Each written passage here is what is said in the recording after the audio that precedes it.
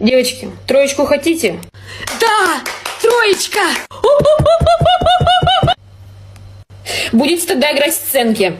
Кто будет Снегурочкой? Я! А можно не я?